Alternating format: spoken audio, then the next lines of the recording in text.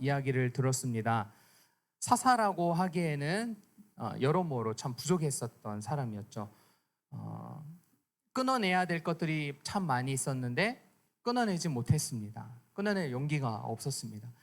들릴라라는 여인에 의해서 결국에는 하나님께서 주신 사명도 잃어버리고 다곤 신전에서 이방 신전에서 두 눈이 뽑혀 비참하게 최후를 맞이합니다.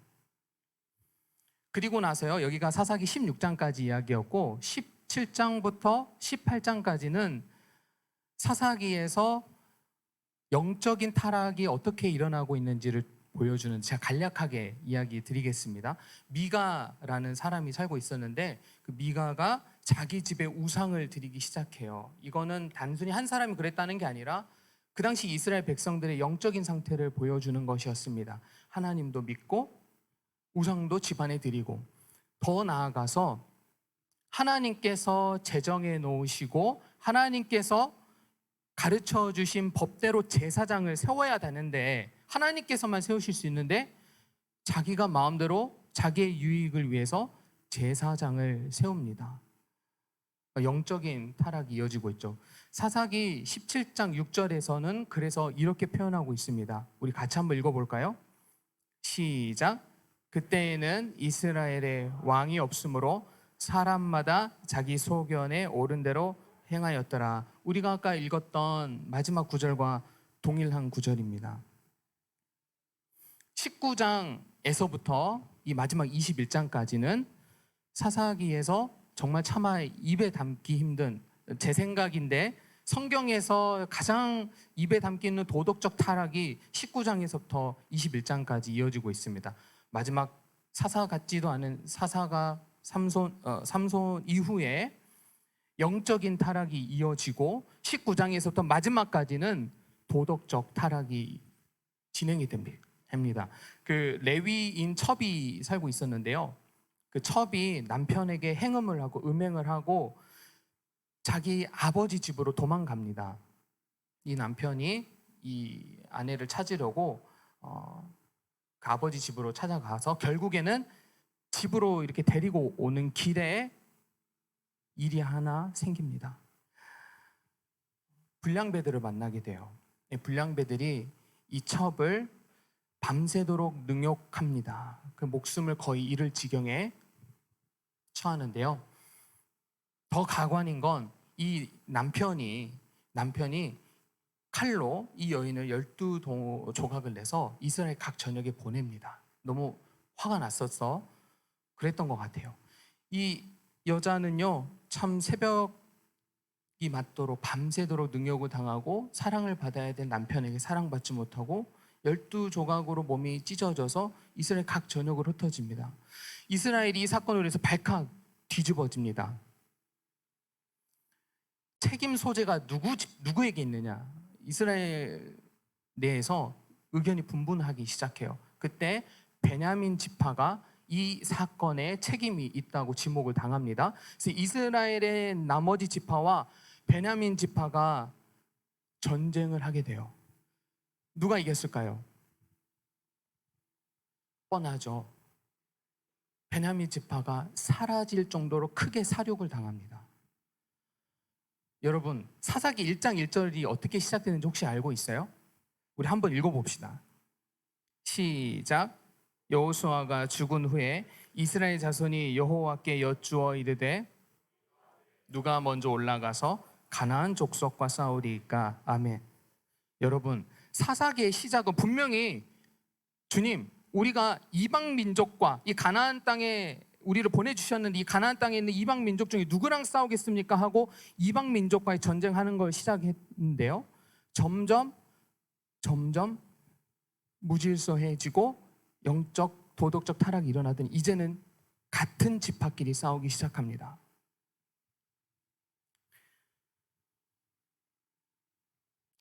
이 베냐민 지파가 크게 이제 사륙을 당하고 없어질 위기에 처하니까 나머지 지파들이 나름의 해결 방법을 하나 찾아냅니다. 근데 그 해결 방법조차도 이상합니다. 실로에 사는 여인들을 몰래 납치해서 이 베냐민 지파에게 주자. 그러니까 문제 해결조차도 사람들 사이에 사랑이 없고 납치하고 폭력적인 행동으로 해결책을 삼는 거죠. 그리고 사사기는 우리가 아까 읽은 본문으로 마칩니다.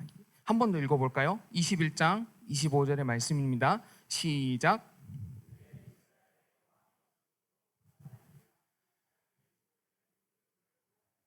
여러분, 이 성경책에 자꾸만 어떤 문구라든지 단어가 반복될 때는 하나님께서 분명히 주시고 싶은 메시지가 있는 거예요. 그렇겠죠? 왜 사사기 후반에 자꾸 이스라엘의 그때 왕이 없어서 자기 소견에 오른 대로, 자기 눈이 보는 대로, 자기가 보는 대로 옳은 대로 행했다라고 반복해서 이야기하고 있는 것일까요?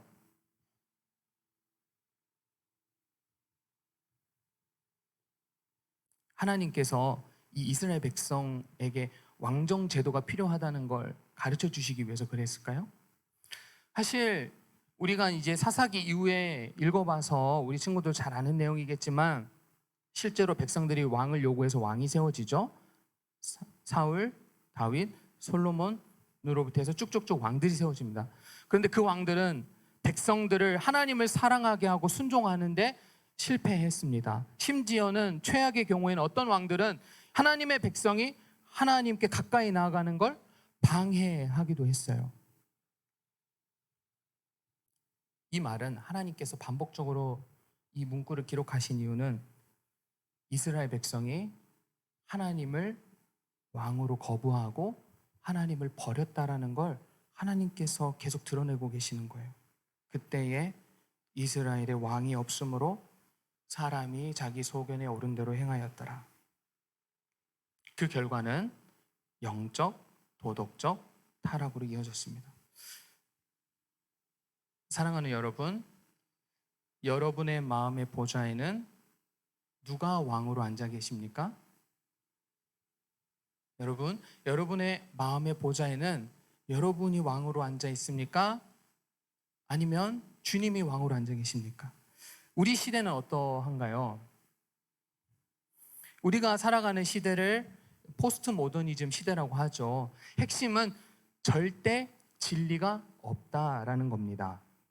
절대 진리가 없다. 그래서 종교적으로 보면요, 정말 다원주의라고 해요. 쉽게 말하면 기독교에만 절대 진리가 있는 게 아니고 절대 구원이 있는 게 아니고 다른 종교에도 구원이 있어. 마치 산 정상은 하나이고 올라가는 길은 여러 가지인 것처럼 우리도 한 신을 섬기고 있고 올라가는 방향만 다른 거야. 기독교, 천주교, 불교 등등 다른 종교는 한 하나님을 섬기고 있고 한 구원이 있고 단지 방법만, 올라가는 산을 등정하는 방법만 다른 거야 라고 이야기하는 시대가 오늘의 시대입니다.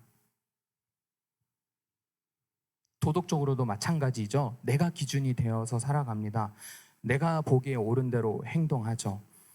외부에서 주어지는 권위에 순종하는 것을 싫어합니다. 외부에서 주어지는 권위가 싫고 내가 보는 대로 행동하는 시대입니다.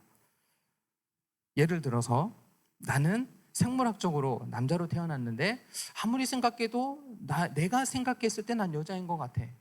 반대도 마찬가지죠. 나는 생물학적으로 여자로 태어났지만 아무리 생각해봐도 난 남자인 것 같아. 아니, 그런 기준을 누가 도대체 정해놨어? 나는 집에 있을 때는 남자이고 집에 바깥에서 누구를 만날 때는 여자 할래. 중성 화장실도 생기고 여러분들이 대학에 가면 실제로 마주하게 될 현실입니다. 그런데 여러분, 가만히 생각해 보면요, 이 절대 진리가 없다라는 말 자체에 모순이 있는 거 아세요, 우리 친구들? 뭐일 것 같아요? 절대 진리가 없어 라고 이야기하는 이 시대에서 모순이 있다면 절대 진리가 없어라는 것도 절대적이지 않아요? 그러니까 이 시작점 자체부터가 모순이 있는 거죠. 이 시작점부터가 모순이 있는 세계관이 어떻게 사람들에게 진정한 행복을 가져다 주겠어요? 그렇지 않습니다. 우리 주님께서는 말씀을 통해서 이러한 삶의 결과에 대해서 어떠한 삶을 살 수밖에 없는지 결과에 대해서 가르쳐 주고 계시는데 마태복음 24장 10절에서 13절의 말씀을 함께 읽어봅시다. 시작. 그때에 많은 사람이 실족하게 되어 서로 잡아 죽고 서로 미워하겠으며 거짓 선지자가 많이 일어나 많은 사람을 미혹하겠으며 불법이 성함으로 사람의 사랑이 식어지리라. 아멘. 여기서 불법이라는 말은 단순히 불법 주차 아니면 어떤 나쁜 행동을 의미하는 걸 넘어서요. 성경이 말하는 불법은 기준이 없음, 율법이 없음, 하나님 제정해 놓으신 법이 없음이라는 뜻입니다. 하나님 말씀을 기준으로 삼지 않는 사람의 결말은 어떻게 된다고 나와 있죠? 사랑이 차갑게 식어져 간다라고 되어 있습니다. 말씀을 기준으로 삼지 않는 사람은 우리 주님의 따스한 미소로부터 하나님의 영광스러운 광채 얼굴로부터 정반대로 살아가는 삶이에요. 반대로 말씀을 가까이 하는 사람은 그 하나님께서 어둠의 빛을 확 거두어 가실 만큼 영광스러운 광채, 우리 주님의 임재가 가득한 따스한 하나님께서 미소를 그 사람에게 보여주시는 거예요. 근데 그 반대의 삶은, 법이 없는 사람은 차갑게 식어져 간다고 합니다. 왜냐고요? 주님의 임재로부터 점점점 멀어져 가는 삶을 살기 때문이에요. 그런데 우리가 왕이신 주님께로 돌아가서 그 주님께서 말씀하시는 권위와 말씀에 순종하는 삶을 살아가게 되면 우리 마음 가운데 우리 주님의 따스한 미소를 비춰주신다는 겁니다. 요한복음 15장 10절에서 11절의 말씀을 읽어보겠습니다. 시작. 내가 아버지의 계명을 지켜 그의 사랑 안에 거하는 것 같이 너희도 내 계명을 지키면 내 사랑 안에 거하리라. 내가 이것을 너희에게 이름은 내 기쁨이 너희 안에 있어 너희 기쁨을 충만하게 하려 함이라. 아멘.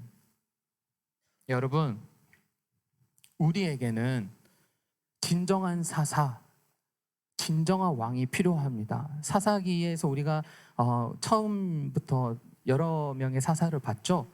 그 사사가 가리키는 표지판이 있어요. 이후에 등장하는 이스라엘의 왕들도 부족하지만 누구를 가리키고 있어요. 우리에게는 진정한 사사와 진정한 왕이 필요하구나. 점점 더 영적으로 도덕적으로 타락해져 가고 악순환의 고리로 빠져들어간 이 이스라엘 백성에게 진정한 사사가 필요하다는 거예요. 단순히 잘못했고 하나님께서 사사를 보내시고 구원하시고 또 잘못하고 이 사이클도 있지만 이 사이클이 점점 21장까지 지나가면서 단순히 평행선을 달리는 게 아니라 구렁텅이로 점점 들어가고 있는 거예요. 사사도 사사답지 않은 사사가 마지막에 세워지고 이전에는 보지 못했던 영적인 도덕적인 타락이 이 사사기 마지막에 끝나고 우리가 읽은 본문으로 아까 마친다는 건 이스라엘 백성 그리고 우리에게는 진정한 사사, 진정한 왕이 필요하다는 거예요. 그 사사는 우리가 찾지 않아도, 그 왕은 우리가 찾지 않아도 와야 됩니다. 그 왕은 우리 마음의 죄악뿐 아니라 이 사회의 죄악과 어둠도 씻어줄 수 있는 왕이어야 돼요. 그 왕은요, 사람과 협업하여서 사람을 구원해낼 수 있는, 구원해서는 안 되고 자기 홀로 인간의 구원을 다 이루어 가야 되는 그런 진짜 왕이, 진정한 사사가 필요하다는 게 이 사사기 전체의 메시지입니다. 이 왕은 누구실까요, 우리 친구들? 예수님이십니다. 예수님께서 말씀하셨습니다. 나는 길이요 진리요 생명이니 나로 말미암지 않고는 아버지께로 올 자가 없느니라. 여러분, 절대 진리는 있어요. 진리 누구시죠? 예수님이십니다. 여러분, 부탁합니다. 기독교를 단순히 교양 과목 듣는 수준으로 이해해서는 안 됩니다. 성경 말씀을 내 행동을 조금 더 개선하는 책으로 여기면 안 됩니다. 우리 친구들, 생명과 관련이 있는 겁니다. 생명과 관련이 있어요. 말씀을 기준으로 살아가는 삶은 생명과 관련이 있는 거예요.